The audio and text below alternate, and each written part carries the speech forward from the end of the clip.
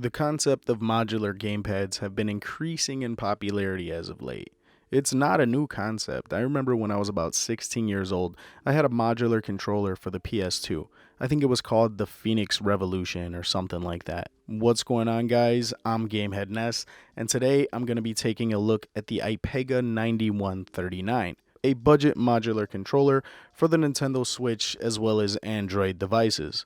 When it comes to Ipega, it's pretty hit or miss with this company. Some of their products seem to be outstanding, and others seem to be quite disappointing. With this thing retailing for just under $40 US, I'm not expecting it to be better than the Nintendo Switch Pro controller. My hope is that this thing is functional enough to be used as a daily driver. But let's open this thing up and take a look at what comes inside.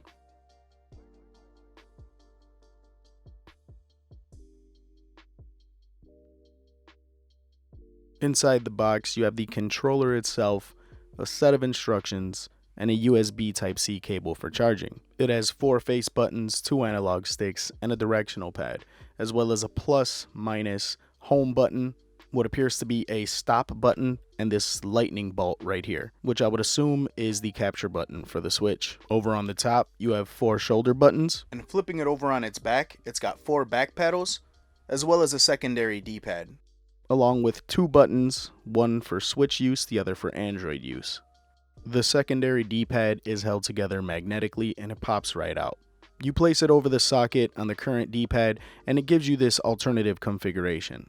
But in my opinion, this thing is absolute garbage because if your thumb is not directly placed in the center, this thing will come off. So my initial thoughts that it would be good for fighting games, but that's not the case, because as soon as you try to do a down forward motion, it flies right off of its positioning. As a matter of fact, this D-pad in general isn't the best. It's not really a true D-pad, it's actually 4 separate buttons. So each direction that you press has its own click, as if it was 4 buttons that they just put a cross pattern over it. To access the controller's modular functionality, you flip off the front face, which is held together with magnets as well. And then you just turn and pop out each section of the controller. This is without a doubt the highlight of this controller. This allows you to set up a multitude of configuration, all aimed to improving your comfort level of play. Whether it's more of a PlayStation setup or an Xbox setup, you can truly make it your own. Connecting it to the Nintendo Switch was pretty much 1, 2, 3. And it seemed to work fine while playing something like Mario Kart. For all you gyro enthusiasts, this thing actually does have motion controls. I was actually pleasantly surprised because most third-party Nintendo Switch controllers like to cut corners, and motion controls is one of the first things that they like to take out of the product. But it was nice to see that this one kept this feature intact. I will say while playing Mario, one thing that concerned me is if I had to describe the buttons, they feel squishy, if that makes any sense. They basically get the job done, but I question how they're going to hold up over time. Switching over to Android, it seemed to work fine while playing Fortnite Mobile, although I will say that the analog sticks on this thing are a little too loose for my liking, but they get the job done. Oh, and in case you guys are wondering, this is a neat little Bluetooth speaker that's shaped like an old school television set. I use it whenever I want to play games kind of in tabletop. Playing some Contra on my PS2 emulator, I had the same issue with the buttons. They seem to work fine, but I have a tendency of beating the hell out of my controllers sometimes. And I really don't think these are going to hold up very well. Running GameCube emulation, I really didn't have any issues. It seemed to work really well. So the Ipega 9139, I have to say I have a tough time deciding if I actually like this controller or not.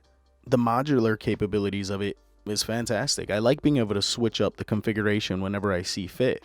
But at the same time, it kind of feels like a gimmick, because I own Ipega controllers that are within this same price range and are built way better.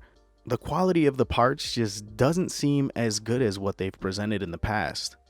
I feel like when it comes to third-party controllers for the Nintendo Switch, there are better options out there. And when it comes to Bluetooth gamepads for the Android device, there are better options out there as well. I'm not saying I dislike this controller because I like it very much. I'm just saying it lies somewhere in between gimmick and great. It's not quite gimmicky, but it's not good enough to be considered great. If you guys are interested in the Ipega 9139, I will put a link to it in the description below.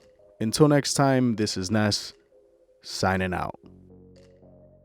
If you made it this far into this video, odds are you probably like what you saw. If you did in fact like this video, go ahead and drop me a thumbs up. It helps me out a lot and I appreciate it. And if you want to see more of my content, please consider subscribing and hit the notification bell while you're at it. As always, be safe, and I will see you guys next time.